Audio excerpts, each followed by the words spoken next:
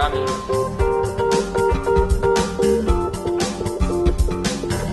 Welcome once again to our tonight's SKUHNA Talk.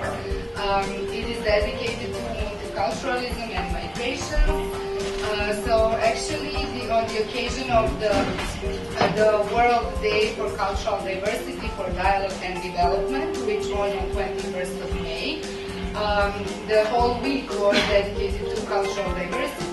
Tonight we are meeting four young people who have roots outside of Slovenia. The three of them were part of a TV show on RTV Slovenia called Kdo si pa ti, or Who Are You? And one of them is also from different roots outside of Slovenia, and he will enrich our conversation. And the fourth one is coming very soon, but here we have Rami, Oleg and Tilen for now. You will see more about them in the video to come and in the discussion afterwards. We will talk about challenges of being in new culture, about migrations and differences between mobility and migrations, about the importance of the language and so on. Now, let's watch the video. Enjoy.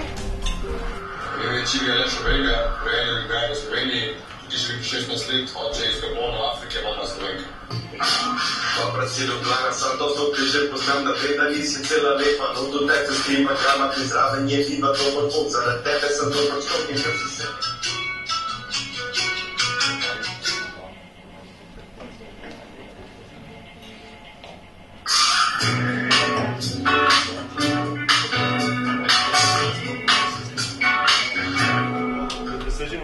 Mostly in socio-economical, political, also maybe reasons, because in Ukraine the education is rather low level, and so is the economical situation, especially right now.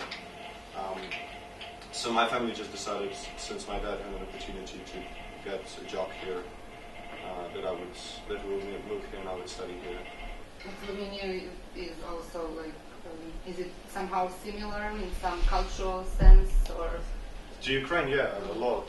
That's actually was one of the reasons why we chose exactly Slovenia, because Ukraine and Slovenia, they share lots of Slavic roots in culture, in language a lot. And just, I think, the mentality of people is also, to some extent, similar. Let's say the decision was because of situation in Syria. Let's say, now is the war in Syria. Actually, didn't have any decision. I must to go. That's what I have. So I said only that, thank God I was lucky that I could to go out from Syria. That I left there and I arrived, let's say, to Jordan in the beginning. Let's say when I left Syria, I went to Jordan. After that to Vienna, and after that I came here. But the point was that until I reached the airport in my city in Aleppo, it was really a very beautiful adventure, let's say. It was like, I don't know, 5 hours it took from me, and it's like 5 or 6 kilometers far away from my place, let's say, from my home. I feel like nowadays, since I guess I talk more, and people just kind of, I don't know, recognize that I must have been born here. But as far as just, my skin color, they ask where, like, my parents are from, or if I was born here.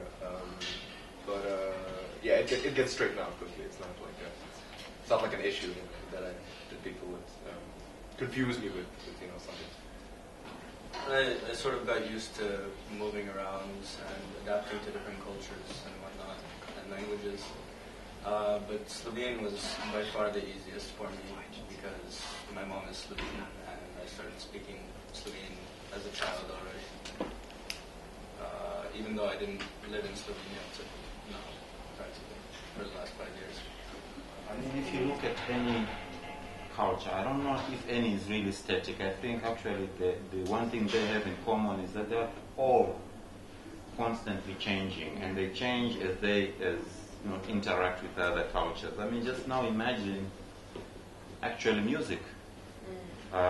It's a huge changer. There is a new release in the United States or in the UK or somewhere in Africa, and it hits the radio waves in Slovenia. Of course it changes the culture. I mean, look at how kids are dressing up these days. Isn't that, also partly because of how other people elsewhere were dressing or talking even and stuff like that? People meet me in the street sometimes and say, "Good."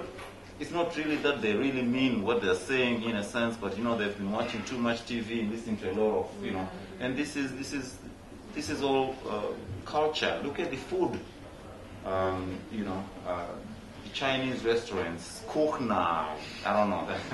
There are many places that are offering, and these things are taken to be kind of like cool. So my question is, where is the tipping point? Is it really a question of quantities here? Or what is it that really then tips? Yeah, because I have an impression that the whole cultural issue becomes politicized at one point. You tend to have a situation whereby some political options, usually on the right, they take some cultural changes and politicize it to such an extent that they make it appear to be a problem. It could be migration. It could be the burqa, let's say in the case of France, or even languages and stuff like that, yeah? When anybody is telling me that, okay, go back home, or I don't know what, for me it's okay, because I know I have a goal and I'm gonna reach it one day, that's it for me. Like, it's cool for me, anybody tell me that you are Jifur, you are Arabican, you are what, anyway, no problem for me, If I wanna tell him, I'm gonna show you my 3 passports and you're gonna choose which one you wanna that I'm gonna be, That's it, really. The important is that you went on the top of Trilo. Yeah.